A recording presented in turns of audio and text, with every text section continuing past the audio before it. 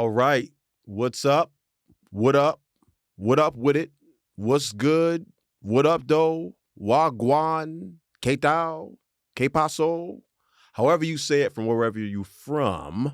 Thank you for checking in with us. I am one half of the co-hosting team, Steve, and this pretty lady over here is who? I'm Liz. And this is Marriage for Grown Folks, a fun place, all right? A place to learn something about marriage and a fun place to learn about some pretty cool things. Listen, we do live in our bubble, but we do our best, all right? So we invite you guys in. We'll try to get out of your way within a hour and a half, something like that. We know some people are watching, whether they're cleaning, washing clothes or they're driving or sitting in front of their computers at work. Right. Listening. Right. You're listening. However you do it, thank you for being with us. Hit that like button. Subscribe, catch us here on YouTube once a week. Drop us some comments. Give us some good feedback. Feedback is good. And data is delicious, as they say. Oh, yeah. So, yeah, Marriage for Grown Folks. Thank you, guys. This is episode whatever it is. I don't we just remember. rolling at this point. So let's have a little fun. Yes. Have a little fun. All right. Temp check. Yeah, you ready? Let's get to it. Have you ever become too invested in the fate of a TV show character? Yeah. This is super duper easy. Okay. Yes. You have a list, don't you? No, I probably do, but there's one in particular. Okay. There's one in particular. Okay, go ahead. Ghost. Okay. Yeah. Power. Okay. Power. See, for me, you know this. For me, I have to be invested into a character, right? I have to kind of see myself or something in that character that I am attracted to, so to speak. And I think with Ghost, I liked how fly he was. I liked that he used his mind. I liked that he didn't mind getting his hands dirty. Not in that way, but I liked how he carried himself while he went about his business, but using his mind to do so, like he was playing chess, as the intro suggested. You know what I mean? So once they killed him or once he died, I wasn't interested in any of the spinoffs. And although him and 50 had their little spout and spat, whatever you want to call it, and Right. They still having success with the spinoffs, they lost me. I wasn't interested. I was interested in what Ghost was doing. So yeah, that's for me. What you got? I'm going to take it back. Okay. A little bit. All right. Orange is the New Black. That was your joint. That was your show for a moment. For a moment. I'd never actually finished it. Oh. So you have no idea how the fate of said character. So it was Piper. She was the main character, the white woman. Okay. But everything felt so like accidental and all these things, happened. And if you watched Orange is the New Black, then you know how it went, right? And then, and then she became somebody that was just like, oh, I really don't like you, and I'm not rooting for you anymore. Oh, okay. And so there was a cast of characters that I did like. But that was the first show that I had watched more than one season of. I don't watch shows like that. So right. It's not so really anyway, your thing. yeah. I think I could have named some others, but that was the first one. That was the first one. Yeah. I mean, if you wanted to have some fun with it, I can go back to when Denise went to Hillman, because she was our girl. She was my girl. So her going to college and having access to all these other men, I didn't know how I felt about that. Denise was your type when you liked light-skinned women. We're not doing that today. We're not doing that. We're not doing that today. You're the one. You're the only one for me. Is that SWV? That was SWV. Lizzie's favorite group. I mean, Coco is top 5. Every time I say it go up. She was top 10, and then she top 5. Top 3. Now she's gonna be top 2. Number 1. Whitney who? We love you, Coco. Yeah, she's and a the other beast. ones too. We like them too. Absolutely. Yeah. Yeah. So yeah, that was it for me. Ghost. I didn't really appreciate how they did him. I could have also said Stringer Bell, but The Wire still worked without Stringer Bell. Oh, okay. Get the camera off me, please. Tell the truth. Tell your truth. I didn't know who you were talking about. You didn't know who I was talking about? I didn't know who you were talking and about. And would you mind telling everyone watching why you didn't know who I was talking about, Stringer Bell? Why don't you know who we're talking about, ma'am? Because I've only seen one season of The Wire. I guess I'll refer back to another incredible show. Shame. List? Shame. What? It's Game of Thrones. Oh, yeah. I never watched that one. How are we married? How does this work? Good Lordy, Wody, you must be drawn off that water bottle. Oh, Lord. What's that a reference to? Eminem. Oh. Superman. I'm telling you, I have issues. This stuff just be swirling around my head and it just comes out. Sometimes I say it aloud. Sometimes I don't. But I got some issues. Anything could like spark me to remember a lyric or a verse or a line from a movie or a show. I got issues. I get it. I got issues. Yeah. I appreciate you. All right, what else you got? That's it. That's it? All right. So all right, okay. So one of our favorite segments on what this are you pod. listening to right now? I'm glad you got back to that. What am I listening to right now? I'm still kind of digging in the archives a little bit. Yeah. Today was I was on NPR. Watching some NPR Tiny Desk, and I was kind of stuck on Charlie Wilson. Oh. Yeah, the voice that never gets old, and a voice that was pretty much the voice for the moment. I mean, Charlie, he be sounding good. Charlie still got it. Charlie is 135 years old, and he still sounds fantastic. The same. That's unbelievable. That is kind of wild. Yeah, that type of longevity and, with your instrument. I was going to say those vocal cords, right? Amen. And he'd been through it. I get a cold and anyway. And you can't sing? When you get a cold, you can't sing? That's how it works. You sound pretty okay in the shower? I sound great. In the shower, not in the shower. I understand. Yeah. So, yeah, a little NPR, but today was all about Charlie Wilson. Great voice. Yeah, I mean, yeah. Yeah. Charlie. Last name Wilson. I was going to say that one of them songs on KJLH or whatever. KJLH. LA's old people station. You better knock it off. I like it, though. I do. I like KJLH. If I'm listening to the radio, I tend to go to KJLH. Yes. Yeah. Not whatever the. Yeah. I don't know the other. Anyway, whatever. Yeah, don't do Stevie Wonder like that. No, we like him. 102.3, don't do it like that. We love. But there's a different demo. Right. Call it what it is. Right. I just like that the songs are not. So if I'm listening to the radio, the kids are in the car. And I just don't want anything that's too raunchy. I know they listen to whatever, not they. I know the girl listens to whatever she listens to, right? But at least when she's in the car with me and I happen to be listening to the radio, I just want it to be. Keep it clean. Yeah, something clean. You know how I go. I keep it on 710 ESPN. I tend to listen to sports radio as well. They were, the kids used to be so upset with me because I was listening to Dave Ramsey's podcast all the time. And the saxophone intro. Yeah. Lincoln would be like, "Not again." "Mom, we have enough money." What do you know about somebody, right? What do you know about somebody? Yeah. Oh, that's funny. Yeah. Yeah. All right. Cool. I listened to, there was a meme that went on socials, and it's like, if it's summer, you listen to the Blueprint. Yep. And so actually, I was like, I did listen to the Blueprint today. My workouts today, yesterday.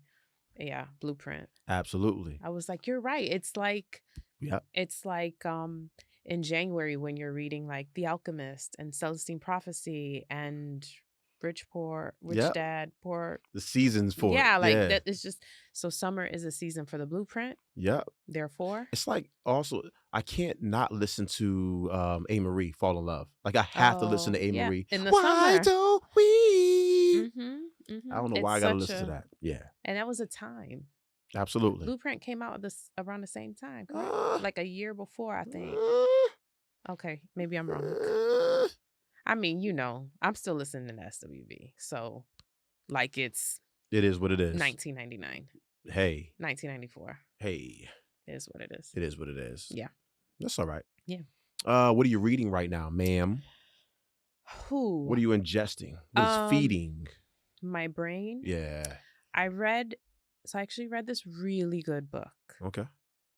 I was going to hold off until the end of the month. I thought we were just talking about books monthly, but what are you reading, buddy? I forgot the title. It's a really good book. Shame. Give me a second. Come back to it. What are you reading? What are you reading? I talked about it last week, but I finally started. It's the Warrior of the Light, which is the follow-up to The Alchemist, Paulo Coelho. So it's a fantastic read so far. An easy read as well. So I'll probably be done with that within the next few days. Once again, The Warrior of the Light. It's a green. It's got a green book. It's got a green cover rather, and it looks kind just of blue to like me. Kind of bluish green. Yeah. Aqua, something like that. I don't fight when it comes to colors. When it comes to women, because y'all be knowing colors that don't exist. Taupe, mauve, cranberry. But it doesn't even look like it's a mix. It just looks like a blue cover. All right. All right. It's blue. The gosh darn pen is blue. Do you know what movie that is, ma'am? I don't watch movies. It's Liar Liar. Oh, I saw that one. Write it. I'll rip it off. All right. Anyway, yeah, The Warrior of the Light, fantastic book so far, but it's a simple read. It's a follow-up to The Alchemist by Paulo Coelho, and to me, it reads like Proverbs. You know what I mean? Oh, okay. Every page has one big piece, like a morsel. You know what I mean? So every page is incredible, and they say the warrior doesn't mind. The warrior. You know what I mean? The warrior, I like that narration. So every page is like chock full of like good, hearty stuff. But at the same time, you can knock this book out in a week or a couple of days if you have the time. Yeah. But I like Proverbs. That's what I'm liking it too. Like Proverbs. Proverbs is like it's an easy read, and it's how do you be a healthy human? How do you be a quality, good, solid human? But I like The Warrior. It's giving some good insight. I dig it. It's light enough, but deep enough for my moment. Yeah. Yeah. That's a good description, because that's what I was going to say about the book that I didn't know the title to. I got it now. I got it now. It's What If You Are the Answer? Ooh, that kind of sounds like these three words. These three words, or the three magic words. I think it's called Three Magic Words, or These Three Words. But either way. Who's the author? I'm terrible with authors. You know that. Okay. You know that. I'm bad with authors. Yeah. So this particular author, it's a bit, I don't know if she's still controversial, but I've always liked her. So it's Rachel Hollis. Okay. She does some things. I've heard of her before. You have, because at one point I really, really liked her, and then I put her down for a little bit because there was some misappropriation happening. She's a white woman, and so she talks about things in very relatable ways.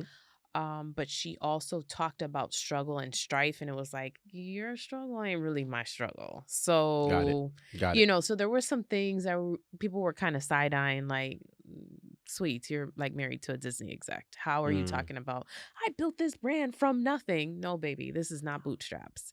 But her own, like her personally, she did grow up poor, and they're out like in California somewhere kind of close to like Bakersfield or something like that. So she didn't grow up with a whole lot of money. Yeah. And so that's when she's speaking about that, I think that's what she's referencing, not her life. But she got married pretty early. Point is, this book was, I got it and thought, let's just see. I think I'm ready to do some more like self-reflection. You circled back. I circled back. That's good. You gave her another shot. I did. Yeah. But the truth is, Black folks really struggle with that. I'll say it. I'm not trying to throw us off, but Black folks struggle with the idea of somebody else saying they struggled. We do sometimes, as if we have, we're the only ones that can ever struggle. Yeah. It's not a good thing. It's not. I'm not saying I'm proud of it, but we do struggle sometimes with people saying that they struggle. And I struggled with that. But I tend to like to read things not for who the person is, but what I can take from the information that you're offering me. Right. So like the idea of you being a great messenger and this being a piece of help for me, that works.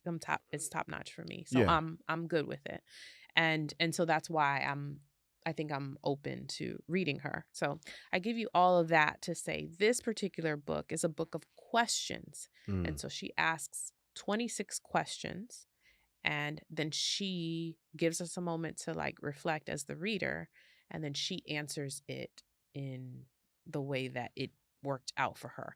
Because what she says is a lot of times we ask ourselves things and we expect an answer immediately. And folks love to give advice. She loves giving advice. But she wanted the readers to take, whatever that question was, and then from there come up with their own, idea. But hey, here's what I learned from it.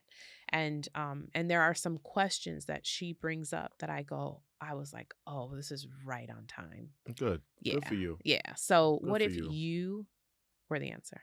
Good for you. Say it again. One more again. Okay. Name of the book is called What If You Were the Answer? And the author is Rachel Hollis. Rachel Hollis. Awesome. I dig that. I dig that. So the warrior of the light. And what if you're the answer? Thank you. Got it. Rachel Hollis. Yeah. Did you go blank that fast? I forgot it again. Sheesh. But it's a really good book, y'all. What do you say? Chacho. Chacho. Like, dang. Right. Goodness. Okay.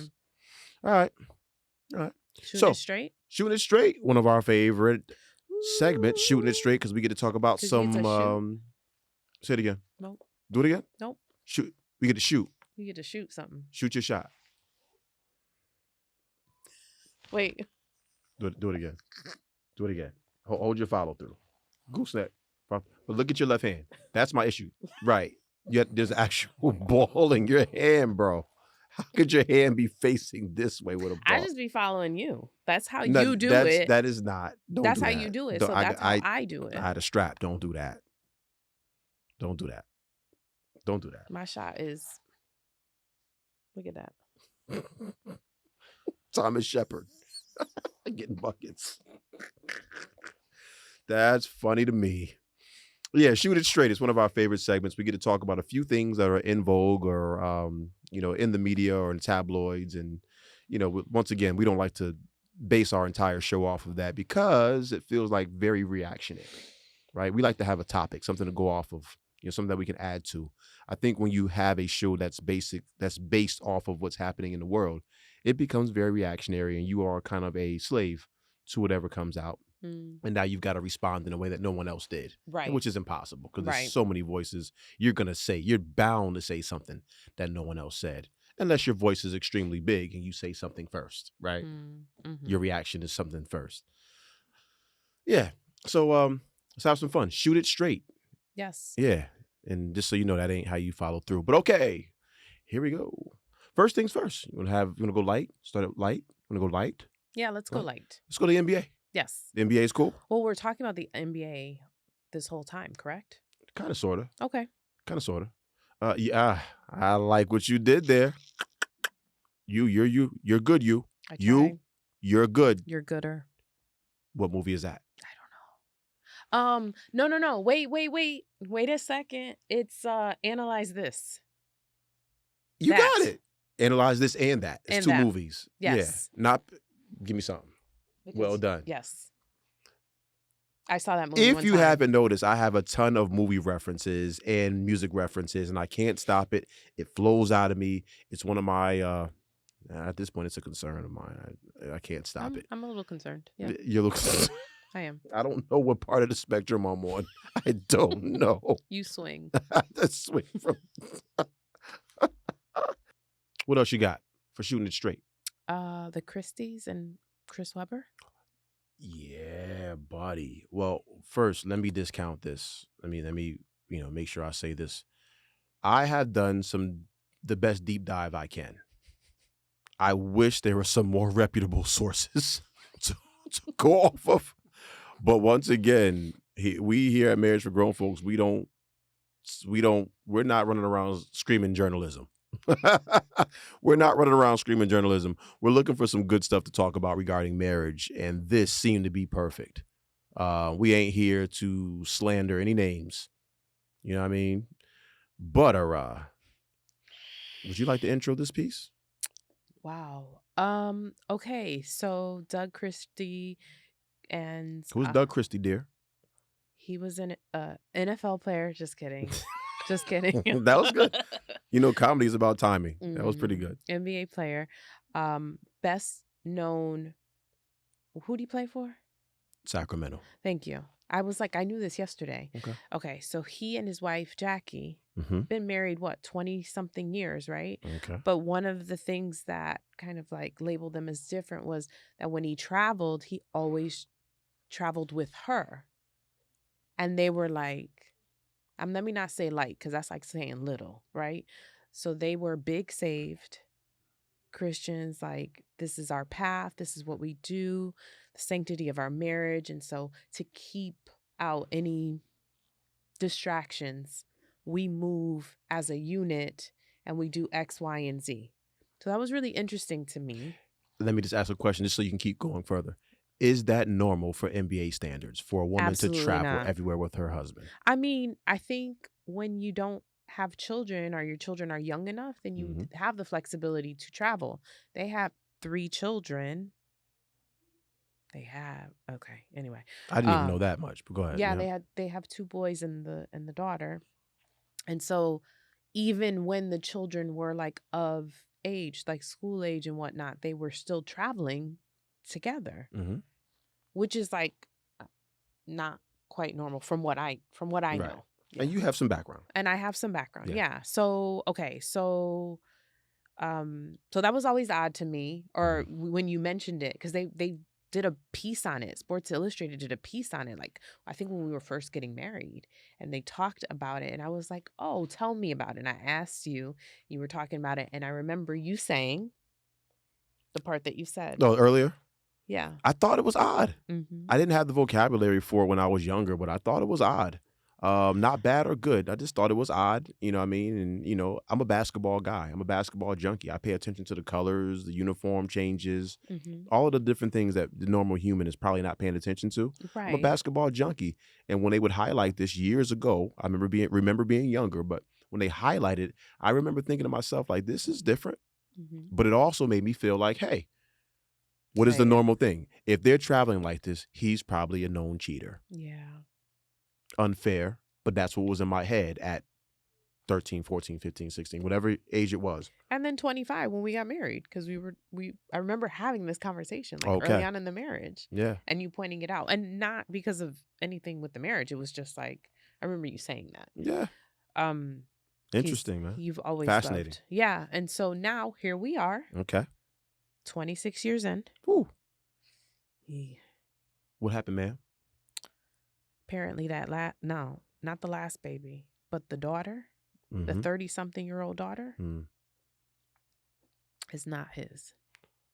After a paternity test, I'm not really sure. Maybe you can give me the details. No, you are doing fantastic. After a paternity test, it was found that Doug Christie had no DNA connection to the child or adult.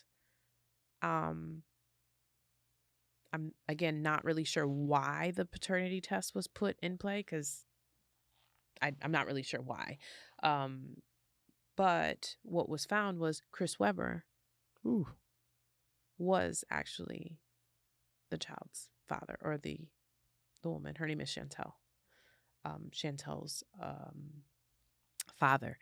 But what makes it worse is that both Chris Webber and Jackie Christie both knew. And so there's all these things now coming up, receipts that Doug has gotten access to, that say, oh, and by the way, yeah, we knew this, but we keeping it from him. So it makes it real shady on a lot of levels for both partners, but also, or not partners, but both parties. But also, right, we have this background of them in this like covenant and, you know, this really sacred union, and this is how we move. And so a lot of people are like, wow, side eye, hypocrites, side eye. And yeah, here we are. And then, I mean, if you do a deeper dig, right, some of the other things that have happened is now, I don't know, I'm questioning her character. I mean, I'm questioning, as a woman, I'm questioning the character, not trying to judge, just wanting to understand. Yeah. Because, like, how do you attempt to cover something like that up? It's trippy. You know, as I listen to you tell the story again, of course I know the story, but as I listen to you, you know, completely flush it out, it does sound worse upon hearing it, you know, you know, because your brain processes it. But as you hear somebody else completely throw it out there, it's like, whoa, this is heavy. So they both knew, and there was apparently a conversation or conversations that were had that basically laid out like, hey, we're just not going to ever tell him, so he just won't know. Jeez. And then he meaning he is in Doug Christie, yeah. And so then more receipts, more conversation, and you move it along the line. I'm trying to think of what one of the sources was saying, but basically, like, mom then was just like, oh, you better not testify, and attempting to pay Chantel, the child, or the daughter. They were like, okay, I'll just pay you to not testify against, because now, you know, he's suing everyone. Doug is suing everyone. He's suing Chris Webber. He's suing his wife. Not just for, like, what did they call it? What was the title? I don't remember. It was like this idea of like tampering DNA with fraud or something yeah, like that. yeah. Thank you. It was DNA like fraud. I think I got it right. Yeah, I think you're right. So it was like, because you knew this. I'm just thinking about the power that women have, and like how your character comes into play in the moments when you have this level of quote unquote power, right? Like, I'm carrying this baby. Yeah. I mean, them kids yours. Both of our kids are yours, right? They better be. They are. I'm gonna sue you for everything I got. It's a lot, baby. Right, but there's a level of power that I have in that you make the assumption that we're in this committed situation, and these children aren't. They're yours, period. And I mean, again, they're yours. But just like the unknown, what's the saying? Mama's baby, Papa's maybe. Yep. And, you know, just thinking about that, and yeah, I'm gonna stop now. Okay. Yeah. I'll just keep it real simple. It was wild to me. Crazy. But it's always about context on this particular show and this podcast. This context. I'm not out here, and neither are you. We're not out here just talking about people and once again looking for salacious things to aggregate for content. That ain't how we get down. You know what I mean? We're married. So when you see something like that, it's like, whoa, this hits hard, you know, because we know for a fact that it's a big deal. It's happening on a big scale, and we're able to dissect it and see it in real time. But this happens other places too. It's happened other places. And somebody ain't even have enough money to sue for. But it's happened. And, you know, when we think about how it looks just to the naked eye, us being married, it's like, listen, we ain't judging, but this is something to talk about. Like, these things happen. These type of secrets are kept, you know? And it's like, where do you go from here? Not just the grown people involved, the 3 grown people involved, but the young lady. Yes. You know what I mean? There's going to be some therapy needed, right? There's going to be some therapy needed. I think the part that caught me as we talked earlier about it, I think yesterday we talked about it, is when I think she said at some point, the young lady, the daughter, I think she used to ask, why does Uncle Chris cry whenever he sees me? Yes. And what that did to me is it broke me down inside, because my non-judgmental heart, as I like to call it, my Christ heart, it's all bad. But in my head, I'm like, whoa, how tough was it for Chris Webber to recover from the stuff from college that he had to fight through, right? And then to get square, I'm in the NBA now. It's my money. I don't got to worry about Michigan, even though they had taken down the banners and scarred the program and made him look out like a terrible guy. The documentary happens. You see the public spat with him and Jalen Rose. And then for him to finally get square with the house, have a Hall of Fame career, all these different things. And it's like, I can imagine in that moment, he was like, I don't have it in me to do this. It's wrong. Wrong is 2 left feet. But I don't know if I have it in me to do this in front of the public again. Mm-hmm. And then I think about Doug Christie, who was a fantastic player as well in his own right. Do-it-all guard, / forward, play multiple positions. Just always been a stand-up guy for what we know of him. I don't know these people. Mm-hmm. Just for context, for the Marriage Podcast.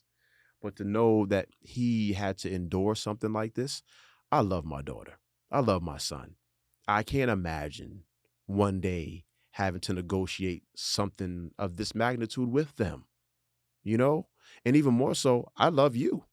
So what did this do to our relationship now? Because, I don't know if I'll ever be able to trust women again. Like, it can be that far. I don't know if I can trust anyone again. And then, of course, the young lady, I said earlier, like, she's going to need some therapy. You said that, hey, it sounded like she chose sides. And I was like, I don't think there was ever any side to choose. And then, the woman, what's her name?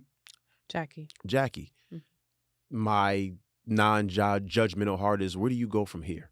Because you're completely exposed, you know what I mean? And I'm just like, I don't know if people will trust you ever again. I don't know, as a mother, how you would feel knowing that you betrayed for so long, having to carry something like this, and now you're exposed. And at some point, you're gonna want to, you're gonna want to fight for a relationship with your daughter, right? Or not? Maybe. Right? Or not? Good luck with that. And on the business side, you couldn't shoot a jump shot. So for all intents and purposes, your ability to earn kind of comes from him. Well, she built that empire. But she will never be there in basketball-wise without having been a basketball wife. So what I'm saying now is, your ability to earn is shattered. Not really. No, I was gonna say, really. Come on, she gonna make. She money can write off a book. This. She can probably make money off this. And if I'm a TV, somebody pick her up. Mm-hmm. But it's all bad always. And the one cool thing that I will say is, it's extremely cool for me to see maybe a comprehensive man in Doug. You know what I mean? They said he didn't make a fuss about nothing. He wasn't flamboyant. He wasn't boisterous. He went about his business the way he was supposed to. You know what I mean? Sued, got his bread. I don't care if you call him it's not settled yet, right? I think it's been settled. Like I said, these sources are trash. The sources that we're reporting from, because we are not journalists, they are non-reputable sources. But when there's 3, 4, 5, 6, 7 of them, I think when there's a smoking gun, there's probably something popping off. So one of the reports said that it's already been done, that the money's already been awarded, and it's upward of $2+ million plus an additional. For both of them. So civil suit for Chris, civil suit, which means no jail time, right? Which means money. Whenever you hear civil suit, it means money.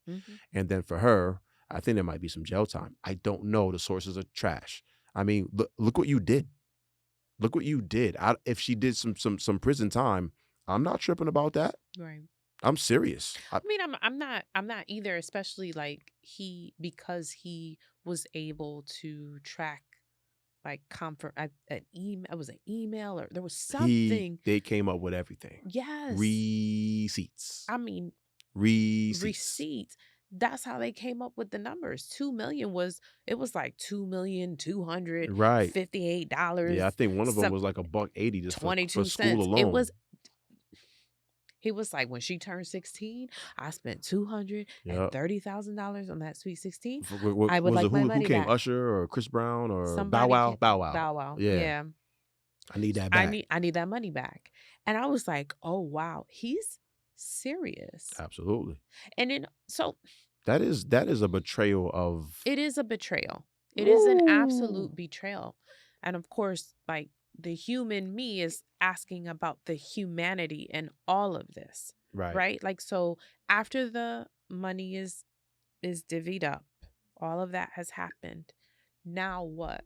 In terms of, because I'm not saying that he is wrong. I want to just start with that, right? I'm not saying he is wrong.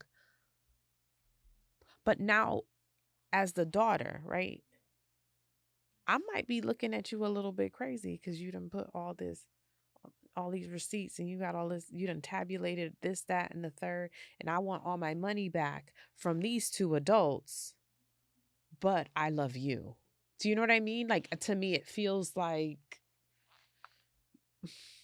I didn't do this. What if he took this settlement? Because he's a head coach right now, and he played in the league. He ain't broke, right? Right. I don't know that man's pockets, but he's not. I'm sure he's okay.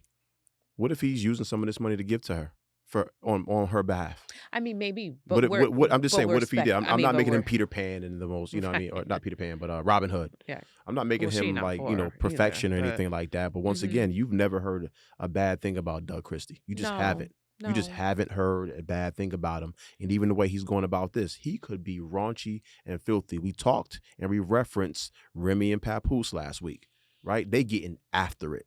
Messy. They are, it's just messy. It's ugly. This stuff lasts forever once it hits, social media and the internet, and they got children who got to read this at some point. I'm like, come on, like, stop it.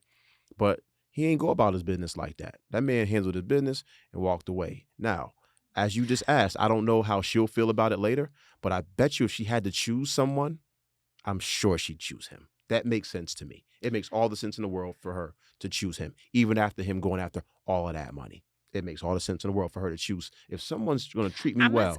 So I wasn't saying she shouldn't choose him. What I'm saying, I'm just questioning, like, dang, did you really have to you needed reimbursement on the Sweet 16? You needed reimbursement on all of the private school. These are things that you would have done anyway. Let me get that. Go for it. Let me get that. Go. Let me get that. Oh, that is your response. I want all my money. What is it in that Martin and Gina episode? And I'll take my money, please. Please. I'll take my money, please. Thank you. That was the money episode for Martin and Gina, right? Take away a zero. Take away a zero. So I don't know.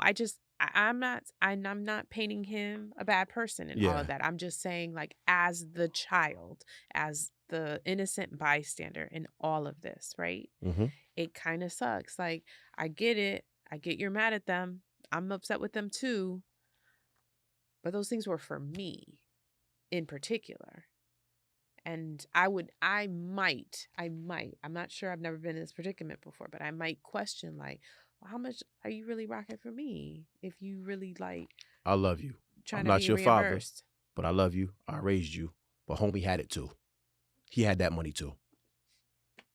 Let me get that. I need that. You don't see how that could potentially, like, I'm saying I could be wrong. It, like, I'm saying that you can judge me. Okay. What I'm also saying is you wasn't in the gym shooting with me, bro. He was in his gym doing what he You were. Right. But you wasn't in the gym shooting, bro. I'm sorry. I need that. Yeah. Okay. Because I'd rather have the money than you be in prison. I don't know if she's going to prison, but if I got to choose between you getting locked up, I can't imagine she's going to prison. Let me get that money. I can't imagine. And it's not like I'm going after money you don't have. I'm going after what I believe you have. Right.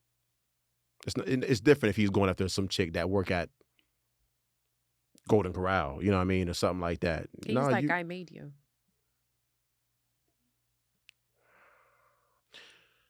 Okay. Take away a zero. Well, yeah. So he got upwards of $4 million in addition to whatever he had. And I'm not counting his pockets, right? But I'm look, man, that type of, I don't even think that's enough. I'm gonna go ahead and say that type of betrayal, I don't even think that's enough. I mean, this is us. Like, I'm not gonna call us poor, but I'm gonna say this is us with, like, different kind of money. We are different. kind of money going, Yeah. wow, $4 million. And he's probably like, me defending it like, okay, well, 200 and something $1,000 and another 175 for public school or private school or whatever the case. And that's nothing But to look, what did them. Rick Ross say? The answer behind that is way more sinister. Oh, goodness. So, no, what she was doing is sinister. Yes. Like that idea of holding off on that information, I mean, not even for that amount of time, It was, and knowing that you were going to do it and allowing him to raise the child and allowing him to be a sucker for so long. And then, of course, for his friend and ex-teammate being uncle, come on, fam. Not even mentioning the act of the sexual deed. Like we didn't even, we skipped right over that. Like, hey, fam, you smashing my wife? Like, come on, bro. it's You all in my bad. house. You eating my food. Hanging out. Yep. That's Uncle Chris. Real talk. Yeah. I'm sorry. I'm probably wrong. I don't think there is a right or wrong answer, but I just think that the award, they call it the award, the money awarded, is very small and trivial in something this big, in this type, in a betrayal of this magnitude, because it's far more sinister than it comes off as. That's all I'm saying. Yeah. No, I think. Yeah. I think. And and another thing, we got 3 kids. Raising 3 kids is tough. These kids is rough. You know what I mean? I got it, but raising kids ain't easy. That might have been one less problem for me, which is silky segue for what we're talking about today. Yeah. How'd you like that? That Was it pretty good? That was pretty It good. wasn't silky, but It it was pretty good. I thought it was pretty silky. Yeah? Yeah. All right. Good work. Yeah. No doubt. Yeah. No doubt. Well, there's our segue. We're going to talk about these kids, And how much they don't care.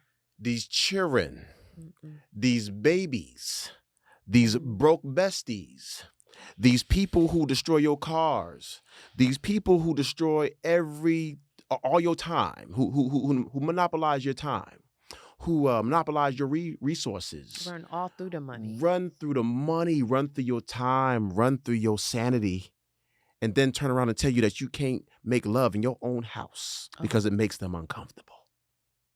That sounded really personal. Because the answer is far more sinister. That reference, y'all, go back and look at Rick Ross when him and 50 was going through their little beef, and Curtis said that he was a security guard in the prison system and that he was blah, blah, blah. And Rick Ross tried to flip it and make it seem like he was far more sinister. Anyway. You a CL. He can rap. I will always say that. Rick Ross can rap. He got bars. He's an artist. Correctional officers. I'm not knocking anybody being a CO or a cashier at 7-Eleven, but Rick Ross can rap, and that's all that matters to me. Dope beats, dope rhymes. That's all we can ask for as far as I go. But yeah, let's talk about these children and how they don't care about nothing. Our children do not care. They do not care. Let's build some pillars. Yeah, let's build some pillars on how they don't care. Got it. All right, let's talk about what they do to your car and your vehicle, your assets, your home, your vehicle. Let's talk about how they don't care about that. Let's talk about how you gotta transport them all over the place. Sometimes they're friends, and then drop them off beyond their time, and then they get back in the car and ask you about how much money they need to go have some more fun. As if, all right? Let's talk about all of that stuff. Let us. Yes, this part of adulting is beautiful. This part of adulting, this part of helping rear a young, beautiful soul into what they'll become is beautiful. But boy, does it suck. And it's tiring, and it feels unrewarding at times. A majority of the time. The thankless job. Motherhood. Fatherhood. Let's get to it. Let us. So, if you don't know us, we do have 2 children, all right? And boy, do we love these little people, or as what do they call them? Your broke besties, as some people call them. We love them. They bring so much joy into our life. Can you hear the sarcasm in my voice? But no, I'm serious. They're beautiful. They help grow us, right? But boy, do they drive us crazy, all right? I'm looking at your face. Look at the face. Look at that. Don't move your face. Don't move. That's your truth about parenting right there. These little rascals, boy, I tell you. We got some stories. We do. Go ahead, set it off. Okay, so I was actually going to first talk a little bit about favoritism. What do you mean, favoritism? I love you most. I choose you. Same, right? But I think when we think about, or in this stage of my life, I think about our children, and in the different stages, natural comparison, right? And there are a lot of times where I think, oh my goodness, he is so much easier, or she is so much easier, or that, like I I know have where you're those, going with it. I know where you're have going. those moments where I'm naturally like, and let me also back it up a little bit, because our children do a great job of telling me who my favorite is.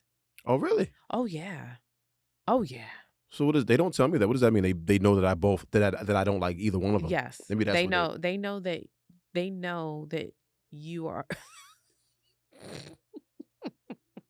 you are absolutely unbiased. You like them and dislike them equally. They don't even question it, okay? But with me, in this stage or in this season, Cheyenne will tell me up, down, left, right how much Lincoln is just my favorite. Really? Yes.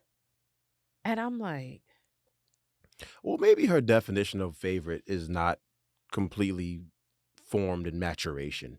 Maybe it's just in her 15-year-old glossary of it means that it ain't about me.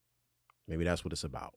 Maybe that's her definition of favorite. Maybe I mean maybe you're onto something, because I was joking, but the longer I spoke, I kind of believed it. No, I think you might be onto bought something. into it. Yeah, I bought into it because I believe that she does a really great job. She's 15. Amen. So we need to name that, right? Yeah. So she's 15 and she is like a calico. Yeah, absolutely. Right? She spends a lot of time in her room. As did we. Yeah, no. I'm not mad about those parts. Yeah. A lot of time in the room. Spends a lot of time in her room. Emerges to eat food and ask for money every now and then, and when she needs something, right? And so it really is interesting to me that the other child who wants me, Mom, can you come in and play the game with me? Or do you want to play Candyland or Uno? Or do you want to do the one that's like, will you come to my class and watch me? The one that pulls and wants time and energy from me is the favorite. And it's like, no, dear. He's not my favorite. You're not my favorite. Right. I feel like your father feels. I don't like neither one of y'all, but I love both of y'all. I love you. There's parenthood in a nutshell in my home. I am unbiased. He is pulling from me in ways, and more receptive and more interested and more engaged. He's all of those things. And it seems a lot of the time that she wants all of those things, but doesn't want them, but does want them. She's an adolescent, man. What did Killer Mike say? Right. They call it adolescence because they're learning adult lessons. So we're kind of watching her straddle the line of, that's what adolescence is. Where she's straddling the line of wanting and trying to be an adult, or what she believes to be an adult is. But also, lusting but also projecting strongly at the wall. I am so child. I am such a child. Yeah. And that's what we have to negotiate and deal with on a daily basis. Sometimes it's good and sometimes it's bad. But I will say this, and I'm going to get this on the record, as far as the favorites go. I do not have a favorite. I really do not. I believe wholeheartedly, as I've spoken on many occasions, about having the girl first. And I didn't believe that I could love anything greater than that again. There's no way that I can do this the way I do it and love you this way again. How is it possible to have another child and 3 and 4 and 5 and love them equally? I just couldn't see that because she had taken a piece of my heart that I didn't know could happen. I didn't know. Does she know this? She don't listen. I could say it. What does it matter? And then I had the boy. And then we had the boy. And I was like, now it's like, I can't see life without the boy. And I'm like, boy, do I love this boy. He's magnificent in his own right. And I didn't think that I could love him the way I loved her. Interesting, man. Yeah. Life is a trip. Yeah. And even in her being who she is right now, and not, pushing us away. I'll say pushing me away, while sprinting full speed towards you. Yeah. At the same time. Oh, absolutely. It's so interesting to watch, right? I know we ain't the only ones out here. I'm glad we having this conversation. These kids is a trip. And I sit and I think about how much, I was going to say how deep my love is for both of these babies. But the truth is, like, I can't imagine loving anything besides you, right? Right. You know what's More funny? than them. I harken back to, you're right, the way to love, I harken back to a conversation. Actually, it wasn't a conversation. It was my Aunt Debbie. Shout out to my Aunt Debbie. Somebody get this to her, by the way. My Aunt Debbie. She said something that I will never, ever, ever forget. When we brought her home, or back to Reading, and we brought her home, I wanted to see my grandparents. God rest both of their souls. Man. But I wanted to make sure they got a chance to see their grandparents. And Aunt Debbie came by, and she held her, and then she said, I got to go. Let me talk to you outside real quick, or she pulled me to the side. And she says, it was outside. That little girl is perfect. She's gorgeous. And I get it. I see your eye twinkle. I see the way she runs to you. I see the way you treat her. But that other woman over there, that other girl, your wife, she needs your undivided. She comes first. And I was like, I hear you. Whatever. Flash forward X amount of years. 14 of them. I totally understand. Not because she's 14, but now I get it. We come first. This comes first. And if you can do that, now we can become a stronger team and recognize that the adulting part of our life, of our relationship, it takes precedent over them. Can I tell the story? Can I tell? Sure. I don't know if it's a joke or whatever it is. I don't know where I heard it, but it's this idea of two people being on a cliff. Oh. Hanging off a cliff. It's an anecdote. It's an anecdote. There it is. Literary devices. Right? An anecdote. And there's two people, husband and wife, hanging from a cliff. And the husband has to figure out how to do this. Yeah, I'm sorry. Husband, let me say it again. Husband, wife, and children hanging off a cliff. Husband has to figure out how to do this. And the guy who's telling the story says, you know what I mean? Pull yourself up to the best of your ability if you can, and then grab your wife, pull her up. In that time, the kids may not be able to hold on, but you two can make more. And although that story is really gruesome to tell, it really symbolizes the epicenter, the focus of the relationship, which is us. I don't want to go too far off track, but yeah. But I don't like either one of the kids. Getting back to favorites. I don't like either one of them, but boy, do I love both of them. Yes. And that's parenthood. That sucks. That's parenthood. That's what it feels like. Like, there's this huge juxtaposition, right? So there's this idea that, oh my goodness, you are the center of my world. I love all of you. You are the center in my life. Right. Sorry. That was Stevie. Yeah. Got issues. It's okay. So you are the center of all of this, right? And I would do absolutely anything to help you, to move you forward, to grow you, to create this level of like benefit for you. I will do that even after I done just cussed you out. Absolutely. I will absolutely do the thing, and I don't want anybody to hurt you. But like parenting, the micro part, day in and day out, is so hard. Yeah. Nonstop. Yep. It's something every day. Yep. Every day. Yep. And I mean, some things are just minor, and it's exhausting. Yeah. Absolutely. And so it's like we have to really come to terms with with the idea that, like, even though this thing is really hard and I'm really tired and I love you very much, and this is really tiring, and sometimes I don't want to do it. Right. And sometimes I want to just check out. And that doesn't mean I don't love you, but it really does mean, like, this is too much. Absolutely. You know one of the things that exhausts me? You know what I mean? Since we're talking macro, micro, the money. All right. Let's talk about it. Let's talk about it. Children ain't cheap. They ain't cheap.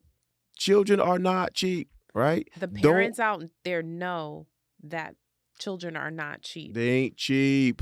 They know it. They know it. If you lived it, you know it. You know what I mean? So people who have 5, 6, 7, 8, 50, 11 kids. More power to you. More power to you. More money to you. I mean, however you get to it. I don't know how you're doing it. Right.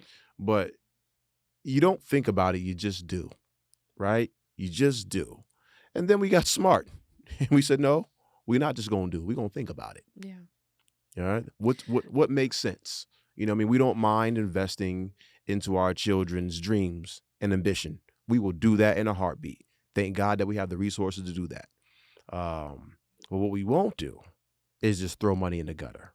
You know what I mean? We're not just giving extra money. Matter of fact, we don't even do what do you used to call it? What do we call it? Back in the day when people used to just give their kids money on a weekly basis. Allowance. Allowance. You know why I didn't know that word? Because I ain't never experienced it. Allowance. Allowance. What did my man say in Everybody Hates Chris? I allow you to live in my house. I allow you to eat my food. I allow you to pee on my toilet. I allow you to drive me crazy. An allowance. Yes. Got to be kidding me. Right. And then there's the other side where people are saying, how do you expect them to understand money? Both sides are very true. Very true. And we're dealing, okay, so let's talk a little bit about this, right? Talk about money specifically. The girl she's been dancing, or she danced from 5 on. Yep. 10 strong years. She stopped dancing, or she took a break from dancing at the dance studio that she... At that level, yes. At that level, 2 years ago. Excuse me. I have never felt sadness like I felt when she stopped dancing, because I thought, my goodness, what is she going to do with her time? But I also had that same level. He is trying to hold back. You got some things you want to say.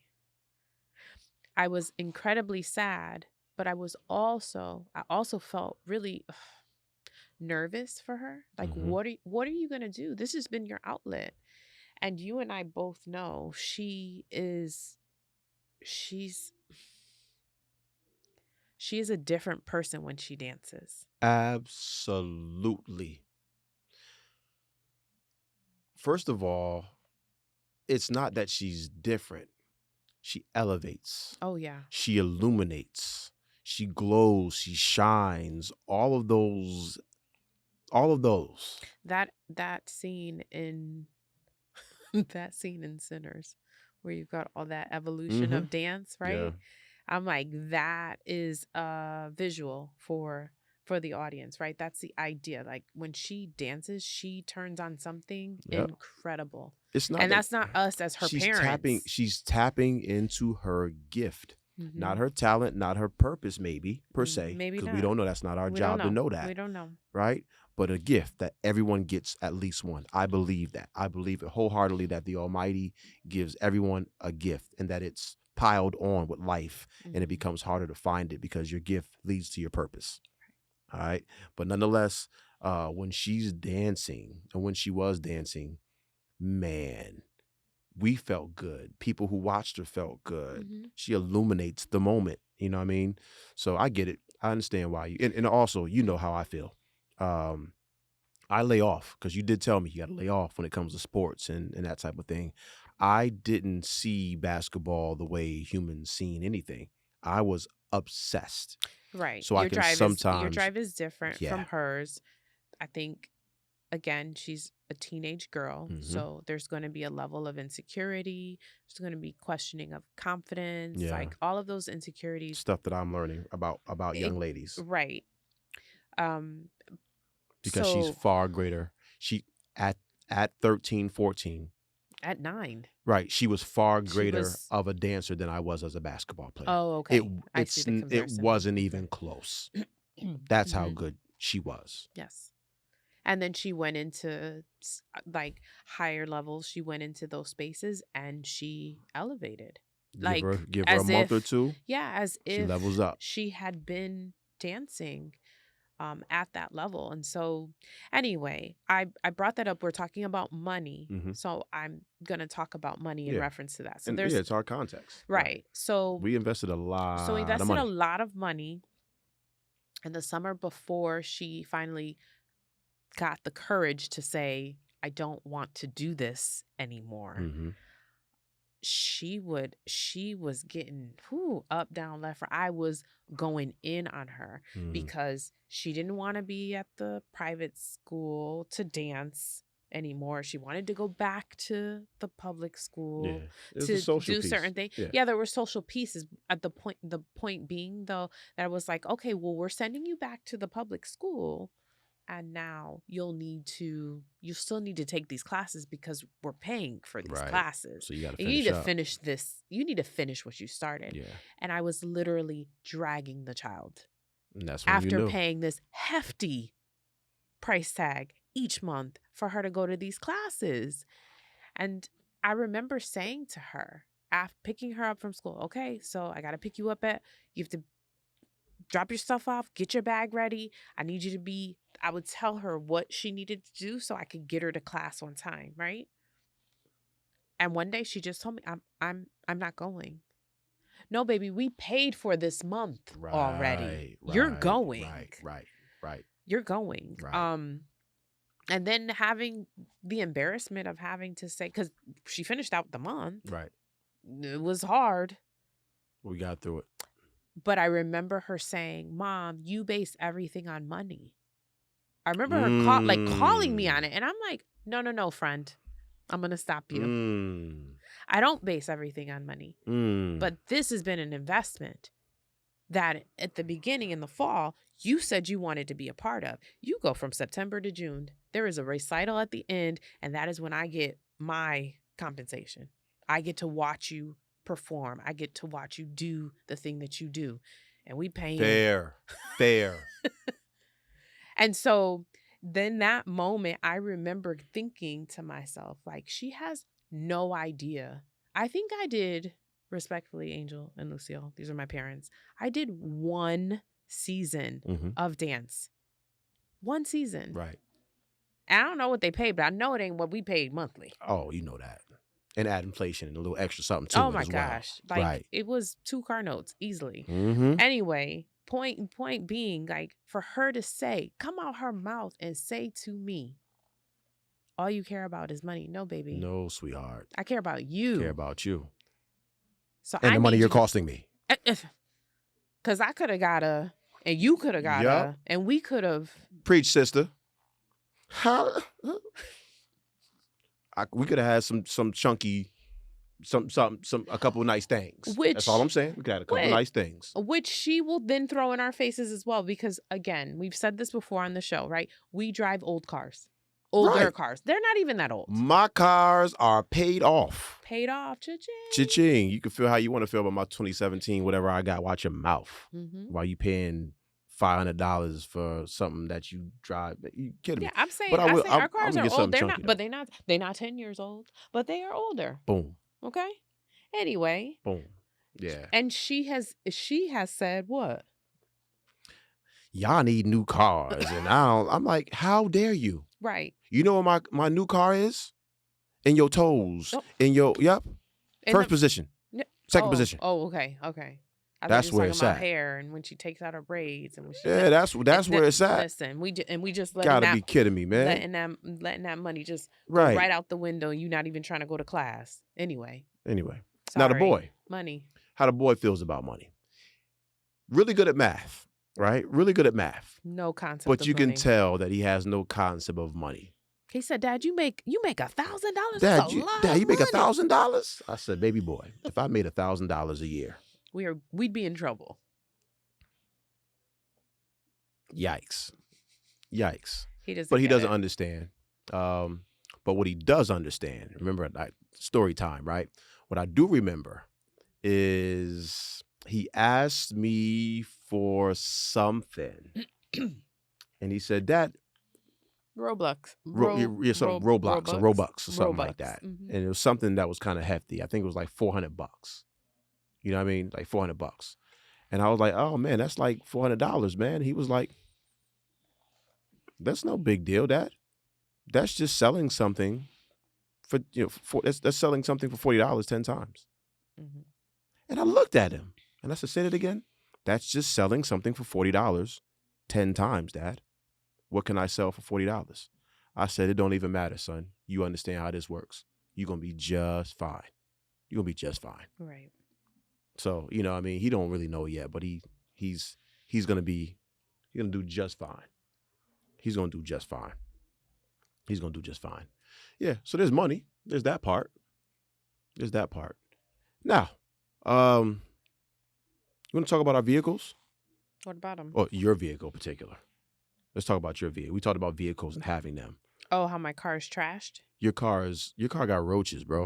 Don't say that. Stop saying that. You got roaches and rats in your car. Our kids, our children, They don't care. they trash They don't my care. car. They don't care. They just leave stuff in there. We do Starbucks runs sometimes. What was that? Done. What was that? Why you done all of a sudden? Because Why you done? Because you realize that Because you I play a picked them up from major school. role. You No, play a part. Wait. You play a part in this. Hold on, let me finish. Wait a minute. Let me finish. All right, so you know good and well that I'm okay with no. And this is why they choose mom most of the time. I also right? pick them up from school most It days. is not okay what they do to your car. It's not okay. It's not okay. You're right. I feel like I'm advocating for you. Like we're in like an AA meeting or something. It's not okay. It's not okay for your children to disrespect your vehicle like that, Elizabeth. It's not okay, It's not okay. for French fries to be lodged in between the seats of your back seat. It's not okay to get in your back seat and there's glitter from prom dresses and different things in your back seat. It's not okay. I'm serious. It's not okay. It's That bad. is correct. It's bad. But this is why I'm like, why would I buy something nice? Y'all don't know how to respect none of this stuff. Yeah, but when you stop in at Starbucks, where you think that stuff go, they ain't getting out with it. They ain't going to nobody's trash. It go right in your car. And then catch attitudes when I say to them, please get your things, the things that you were eating when you were in. Snot rags. All of it. All of that. Snot of it. rags, water bottles, headgear. They'll leave anything in there, like their equipment. Your car too. Mm, You always talk about my car, but in them little pockets underneath the but guess who seat- cleans his car? I do. Oh, You don't clean your car. I don't. I do. So I get to Okay. see all the evidence, because what they doing to the back of your seat It's bad. versus what they do to my seat is way more sinister.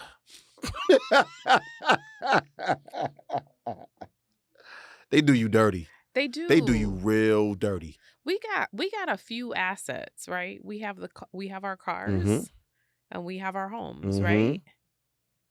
Mm-hmm. We put a lot of money Mm-hmm. into renovating our homes. Yes.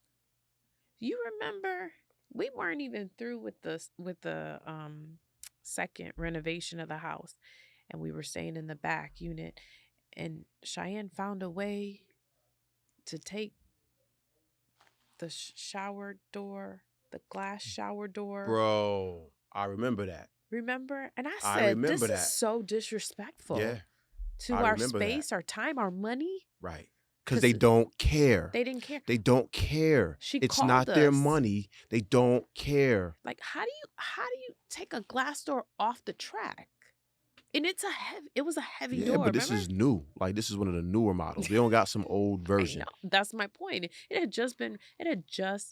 unit had just been remodeled. And she called us in a haste. Mom, get here. Okay, I'm about 45 minutes away. I was in the shower, and so then she FaceTimes me to show me I must have pushed it a little too hard. Now it's off the track. How you do that? How did you do that, friend? It's about 50 pounds. Because I'm gonna push as hard as I need to make this thing do what I want it to do. Because I don't understand how the mechanism works, which drives me crazy. And that's another thing, just the inability to care and the inability to even think about how things work. Because if it don't work, I'm gonna make it work. That's how they think. That's how these kids do you. They don't. It's a square? Yeah, right. It's round in a square peg? I'm gonna make it work. Well, it's not gonna fit. It's not gonna fit. It's not gonna fit. Yeah. And then, not to mention, listen, we don't mind bringing the kids places. You know what I mean? We have definitely become the soccer moms and soccer dads, even though neither one of our kids play soccer. We transport a lot of children. Do a lot of transport, and more than just our children too. Right. We do some transporting. I was going to say. Yeah, but just the fact that I've got things to do, you've got things to do, but when we give you a time to leave, all of a sudden it's time to leave, and now we have to wait an additional 3, 4, 5, 6, 7, 8, 9, 10 minutes. So much so 30. So much so that my wife gets out of the car and runs in the house, and me and Lincoln are like, oh, it's about to pop off. Mm-hmm. It's about to pop off because I've got to get you somewhere. And then we pull up, and then it looks like we the ones running late. Mm-hmm. See, and as a basketball coach, I know how this works. So I tell the kids, it is your responsibility to get your family on the road. It is not my responsibility. If you got to be somewhere, you should start an hour before. Mom, Dad, hey, I got to be somewhere. And have your behind ready so they can drop you off and help you out. But you know what? They don't care. Well, they don't care. No. They don't. They don't care. Yeah, dropping them off, paying money. Investing into their dreams.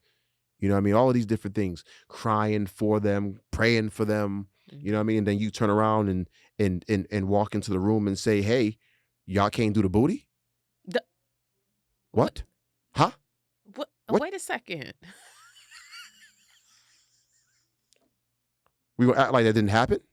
No. Are we gonna act like we were told in the home that we pay for in Los Angeles, one of the most expensive markets to live in, a young person, which will remain unnamed, one of our children walked in and told us how we need to stop doing the booty because it's terrorizing their mind. Oh my gosh. I don't care about your mind because I'm stressed out throughout the day from dropping you off and picking you up and putting money in your pocket and cleaning French fries and burning my knuckles off trying to get the little French fries out the side of the thing. And then I come home after working and doing all these different things, and I want to enjoy one of the stress-free moments of my life, one of the things that helps relieve stress. And you gonna tell me what I can and can't do? Knock it off. How dare you? The audacity. The audacity. The audacity. Because what I wanted to do to that child was way more sinister than what I let on. I was hot. You were. I do remember that day. Who do you think you are? I was like, oh my coming in my room, telling me what I can and cannot do with my wife. We made you like this, you little brat. Get out of my face. Whew. What a day. What a day. Them wasn't the words I used, neither. I mean, it was something like that. Beep, beep, beep. Beep. Coming up in my room telling me what I can and can't do with my wife. Right. One of the children did that. One of our children did that. Yes. And you know why? Because they don't care. And not about us. Not at all. Not about us. Was that Michael Jackson song? They don't understand that they don't really care about me. Take me. Little boogers. No. I swear. No, okay. Yes. They don't care. One of them really didn't care in that moment. We talked about money. We talked about time. Well, it all comes down to time. What's so funny? What's so funny? It really all comes down to time. I told you, the overlying theme here is that they don't care. They don't care about us. Children. They don't care. They're not even designed to care. Then all of a sudden you start getting old and different things start happening. And then all of a sudden, now I know why when parents get showered with gifts and loves at a time for different things. Graduation. Right. Why they cry. I never understood it when I was younger. I know why they crying. Happy tears. It ain't happy tears. It's like they don't really care about me. Excuse me. They don't really care. Yeah. We talked about money. We talked about, but time. They don't, it's a thing. And if anyone, you know me, babe. You know how I get down. I'll give you money before I give you my time. I am a productivity freak. If you know me, I am a productivity freak. I like to be productive, not to work. Don't get it twisted. I'm not in love with work. I'm not a workaholic, but being productive, because I believe when you sow seeds and you put a bunch of seeds into the ground, eventually they, you know what I mean? Yep, and I like that. I like that feeling. Yeah. But the idea of, hey, I love you. I'll do whatever for you. But what you can't have is my time. So when they do things that infringe upon my ability to provide for them, really, I'd be hot. Okay, so story time, and I think you should totally chime in on this in terms of time, right? Getting too emotional about this. It's because it hits home. It hits home. It is home. It don't hit home. It is home. It is home. It is home. Freaking Target kids. right here. Yep. So, okay. For a good part of the year, the school year, you are coaching. And because of that, a lot of times your schedule doesn't allow you to be in two places. Obviously, you can't be in two places at one time, but we have two children.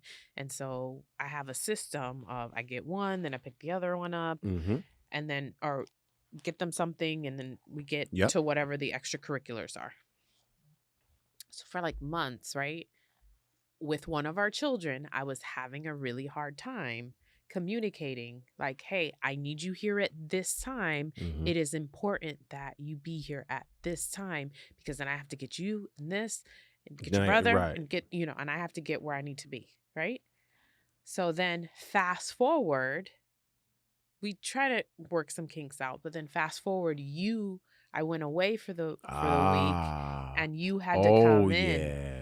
Oh, yeah. You want to take over? Well, I don't like talking about this week, but I will for the sake of the context. Okay. Yes, just for the sake of this. Yeah, so I had that moment where just sold my company, so I'm in respite mode, which means that I'm trying to regather myself, get back to homeostasis, and launch into whatever my next venture is, alongside of my other duties, being a coach, being a dad.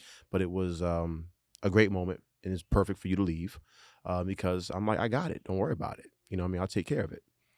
So said child, my daughter, pulls the stunt. And I'm like, hey, the same stunt she had been pulling. Yeah. Hey, I've got to be one place while also grabbing you. So I need you to be at this place at this time, and you've got to communicate with me. Right? So day one, she failed miserably. Miserably. So I had to make a decision, right? You just gonna have to sit here while I go get my other child, because I can't have a 7-year-old sitting somewhere. That don't work.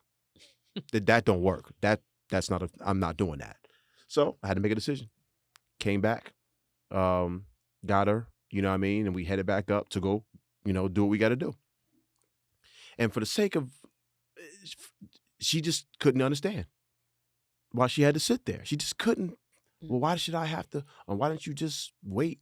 And I was like, I must be out of my mind. You must be out of your mind if you think that I'm getting ready to try to break this down to you. So let's go ahead and remedy this situation. You know how I get down. I like to get down to the root of it. Yeah. Macro. I'm a macro guy. You know what I mean? But, I say, listen, Here's the deal. This is how you communicate with me, who's a man. There's a big level of objectivity that I need you to try to tap in with. When I'm asking what time you're going to be somewhere, I'm not asking what time you're going to start walking, what time you're departing. I need to know what time you're going to arrive at said place. And when you write that, that helps me make some decisions, right? Please do that from now on, because we've got this, that, and the third going on. But what I don't want to do is scream and holler at you the way your mom does, because but I did tell her, I understand why she does scream and holler at you, because this doesn't work. But I said, this might help you, because at some point you'll be in a relationship with a man, with a boy and a man. And I'm like, yo, you have to be a little more objective. Things have to be boom, boom, boom. And I made her reference her text. Pull your phone out.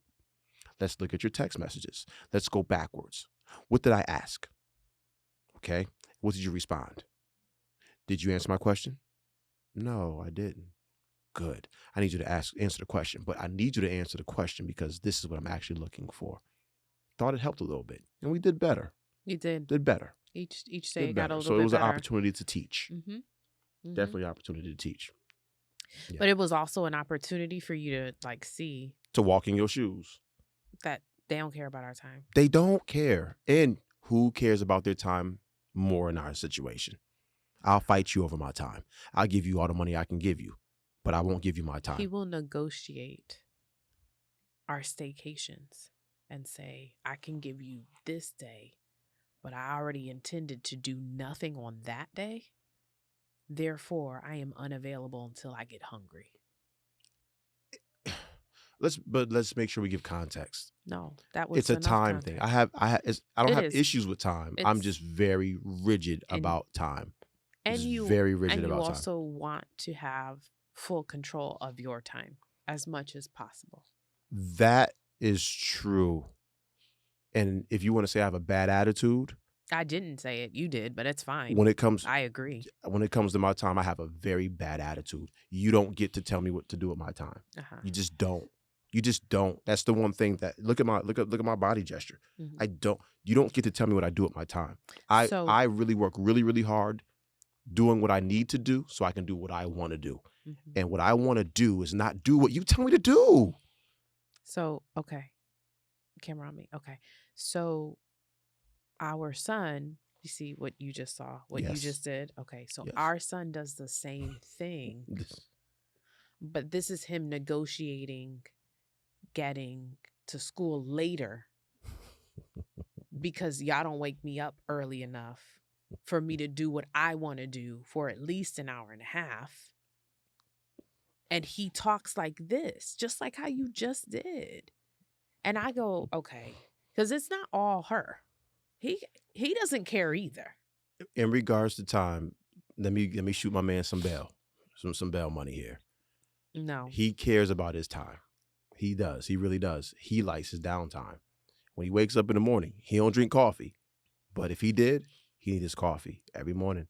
He need his time with his news. I'm just painting him as an old man. I understand. He needs his time to watch his MSNBC, Fox, CNN, whatever it is he's watching. He got to get through all of his things before he gets to school. And if he doesn't, you've messed up his routine and his rhythm. He's a crank. Yep. He needs his breakfast, usually hot. Oh, he's not doing anything cold. Yep. Come on. Straight up and down. And then when he has extracurriculars, home, so on the days that he has to go and do his kaju or he's got his martial arts or whatever it is that he's got going on, you better come and get him, I don't know, 30, 45 minutes earlier than you typically would. If you try to press him to leave back out that house without him having his decompression time. He didn't get a snack. He didn't get to decompress. He's Big a monster. Attitude. He's his father, right? Stop playing with my time. You don't get to tell me what I do with my time. And I have to remind him that he's 7. He's set in his ways. But he'll do whatever we ask him to do. That's his thing. He will do what's asked of him, like his father. We will do what's asked of us. Mm-hmm. And once that's complete, that additional time, extra time, socks, other time, everything off. He will get in that door and have his shirt off within 30 seconds. Not even 30 seconds. I've never seen anyone take their clothes off so fast and be under the cover, headphones on, playing that game. And I'm like, yo, he's done everything we've asked him to do. He's fantastic in school. He's a terrific athlete. He went to the extracurricular. His homework's done. What you want me to do? He got a bad attitude like you. And he doesn't care about our time. He cares about his time. He doesn't care about ours. No, he doesn't. No. They don't care. None of them. They don't care. None. I'm talking all the kids. I'm sure parents are like, Yeah, they don't care. I've heard doctors say that the final thing to go in regards to maturation and development, child development, is that selfishness. You know what I mean? Once you start thinking about others a little more than yourself, you're starting to mature. And there are adults walking around who haven't quite mastered that. But I yeah. don't know if I'm mad at them. Yeah, that's just where they are. I don't even know. That's where they are. Huh. Yeah, those are just a few things that drive us crazy about our kids. But once again, you know what I mean? I love them. And I don't like them. But I love them. And I don't like them equally. Sometimes I do like our kids. You know what I mean. You know what I mean. No. I mean... You know what I mean. Yes. I do like my kids. I'm just saying that when it's time to not like them, I don't like them equally. Quickly. Like, it happens, what is it? Expeditiously. T.I. now? Yes. Expeditiously. So when it's like, oh, you on that today? Got it. That's the day we having. Okay. That's what we on Don't right like now. that one. That's what we on today. Mm-hmm. Yeah. Because you don't care. Nope. Not at all. Okay, so we vented today. Look. This feels good. I feel free. How about you? This felt really therapeutic. Yeah.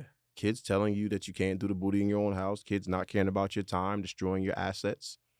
You know what I mean? Our cars, yeah. And then telling you that you got a favorite. Got the nerve to turn around and tell you that you got a favorite. No, honey. I don't like you or him. Both y'all just okay. Ruby, family, Blackish. Now I know you're lying because they're just okay. Yeah, man. So there it is. Yeah, we can come on down the mountain. I guess we wanted to vent. I thought we had a stronger show, but I really enjoyed this. This is our therapy. I mean, it was fun. Right. Thank you for listening and tuning in to our vent session. Yeah. Right? I'm sure that people can relate because the truth is your kids don't care either. Yeah. That's the truth. Yeah. And you know what's scary is after all of that, they leave the house and you cry your head off. I've seen it a million times where people are like, my babies are gone. I cry every birthday. Yeah, this is true. I cry every birthday. Mm-hmm. And in the same breath, I'm like, I cannot wait for that older one to go to college. And I cannot wait for this younger one to get older. Nah. See, that's where you lose me at. I'm not in a rush for them to go nowhere, man. Nah, those are my babies. I protect them with my life. I have to feed all of you every day. I have to think about what you're eating every day. You did a good job today, though, buddy. Oh, thanks. That rice, what's the long rice that you made? It was a little longer. Oh, it was jasmine rice. Jasmine rice. Yeah. Yeah, that was I like jasmine rice. Did you put some butter in there? It has some seasoning in there. What did you do? You made it something that you did really, really, really well. It was just a little bit of seasoning. Wait, was it garlic? Did you make? Is salt. it chicken tikka? That wasn't chicken tikka, right? No, just some seasoned. Some seasoned chicken. It was kind of Mediterranean inspired, but okay. But it wasn't. It was fantastic. Yeah, it was fantastic. It was like skewers with the asparagus. With some asparagus. Asparagus. Yeah. It was a really quick meal. Yeah. Well, I mean, we know it'll be there because it's home food and our kids don't like to eat at home. Because they like running through our money. Right. Well, there'll be some extras when I get there. Yeah, there's some food left. Yeah. Would you like to do would you like to do do you recollect? Or you want to just skip out on that? So it's our pod. We can do what we want to do. We can skip out. Yeah, I feel like the recollect we talked about. Copy that. It was okay. So go back to the renovation episode. It is a moment. The question was when she tried to burn down the house. No. Oh, okay. All right. No, it was just thinking about that moment where we're like in the midst of the renovation and you're just like, can we turn around and not do this? Oh. Yeah, that's a tight. It makes me tight. Let's skip that. I don't know if I've completely healed from the renovation. Well, it really and wasn't remodeling. about the renovation. It was like, okay, pull the renovation out of the sequence or the sentence, and now put parenthood in there. Has there ever been a Right. moment? Did you recollect a moment in our parenthood like journey where you were just like, I'd like to back out. I'd like to just. Are we too far Oh, gone? take the whole child back. I Yeah. got the receipt. Take the child back. Is that what Yeah. you're asking? Yeah. I didn't want to say it that Um, way, but was there a moment? This is gonna sound awful. I The moment you told me we were having our child, I was like, no, take it back. Which one? Our first Oh. and second. But here's why. Let me give some context because it sounds awful what I just said. Okay. When you first told me, my thought was, I'm not gonna fumble this bag. I know that I'm going to give everything because I recognize as a child of divorce and a child of, of a mixed family. I'm grateful for everything that I have. My mom, my father, and everybody who supported me and been a part of my journey. I'm grateful for all of them. But what I did know was that I was going to make sure that I was going to be the best dad on earth in my head. So I was like, I'm not ready for that right now. And I don't know if I'll ever be ready to give that. So to answer your question, it was when you first told me, because I was like, I know what it requires. And I don't know if I want to do that right now or ever. As crazy as it sounds. No. And I can't imagine my babies not being here. Straight up and down. That juxtaposition. Yeah, I wouldn't have answered it the same way as you. I have a more specific time frame. I bet you do. But when I funny. was first pregnant with the first child, You cried. So I'm really surprised actually as you answered the way that you did. I'm like, wait, what? You was like, yeah, my stuff work. Like, remember? Did you forget that part? How did that sound? I mean, I'm not doing it again. How did that sound? You shot that bad jump shot. What? How did that sound? Yeah, my stuff work. Yeah, my stuff work. That's what I sound like? It was something like that. Like, you were like, yeah. And I was like, huh? No, I'm a teacher. I deal with kids every day. Oh. Anyway, I digress. You paint me the villain, bro. No, I didn't. You just said the moment that you were like, I'm going to back out was both times that you found out that I was pregnant. Yeah. I felt like I didn't sign up for that. Either time. I feel like I didn't sign up for that. I feel like I was kind of left out of the, Let's move on. It's not that type of podcast. Oh my gosh. So anyway. Asparagus. Okay. So my moment was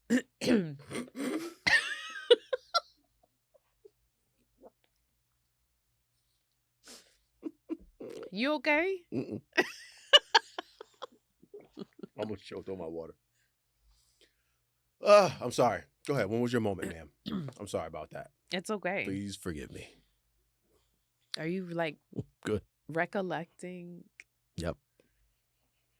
Okay. Anyway, mine was when our boy was maybe 6 or 7 months old, and I was like, yo, this kid does not sleep. And I was like, what was I thinking? You didn't share that with me. Yes, I did. Well, you didn't share that with me. I'm sharing it with you now. Like, what was I?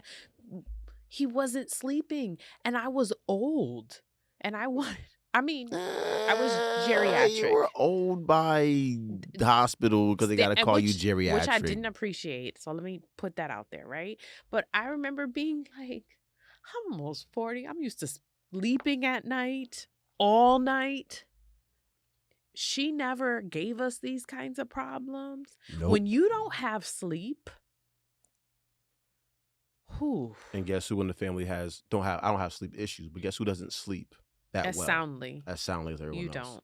That's me.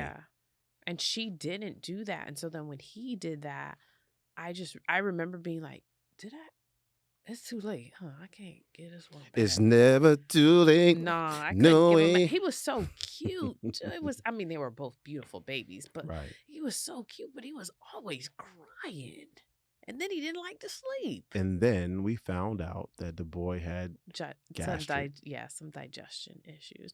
And we felt terrible. Horrible. It was horrible. It was about 13 months. Parenthood. It was about 13 months of him not sleeping. No. That's torture. Trying all these different formulas, having to do all these different things to just try to placate the child and do all. But this is parenthood, right? Yep.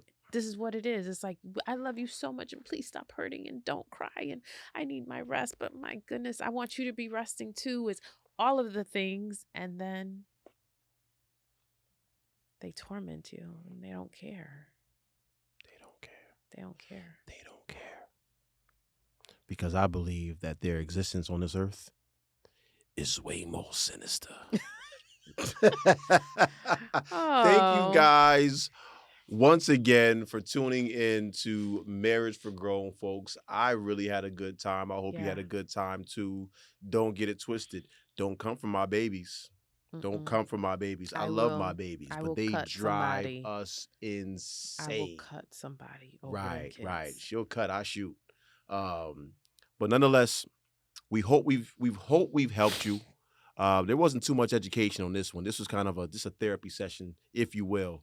But we'll get some stuff out to you guys. Once again, find us on social media, Facebook, TikTok, and Instagram. All right? Check us out. Marriage for Grown Folks. We love you. We appreciate your time. We'll see you next time. We out.